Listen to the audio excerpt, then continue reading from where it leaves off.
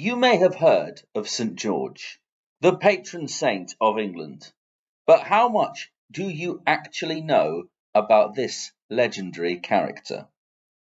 The Church's Conservation Trust care for a number of churches dedicated to St. George.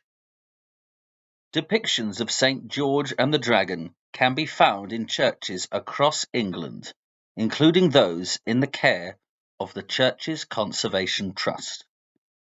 The traditional story of St. George tells of a terrifying dragon terrorizing a city. At first, the dragon was satisfied with only eating the sheep of the region, but soon it had eaten all the sheep. Now, the people were forced into offering a sacrifice to the dragon to keep him at bay, and the king's own daughter was decided to be this sacrifice. The people of the city were horrified and very afraid. How long would it be before the dragon became hungry again? As the sacrifice was about to take place, St. George appeared on horseback, wearing shining armour with a lance in his hand.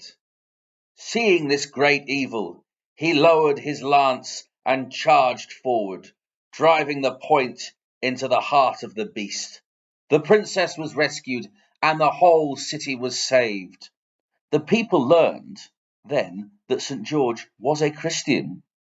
Everybody was so astonished and so thankful for how they had all been saved. The city then converted and they all became Christians, following the example of St. George. Another story tells that St. George was a soldier in the Roman army in the 3rd or 4th century AD.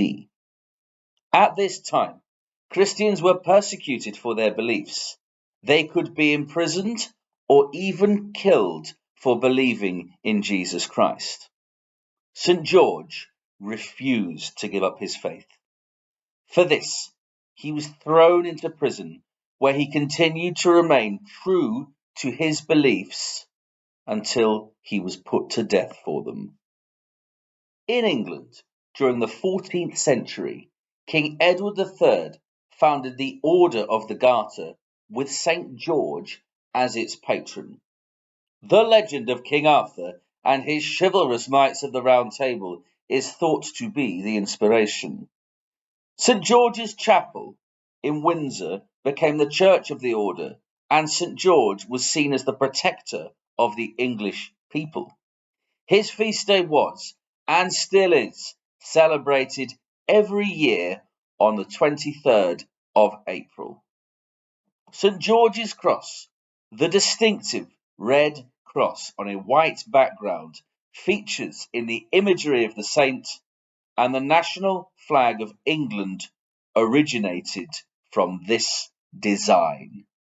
So, on April the 23rd, look for the England flag flying in celebration of St. George.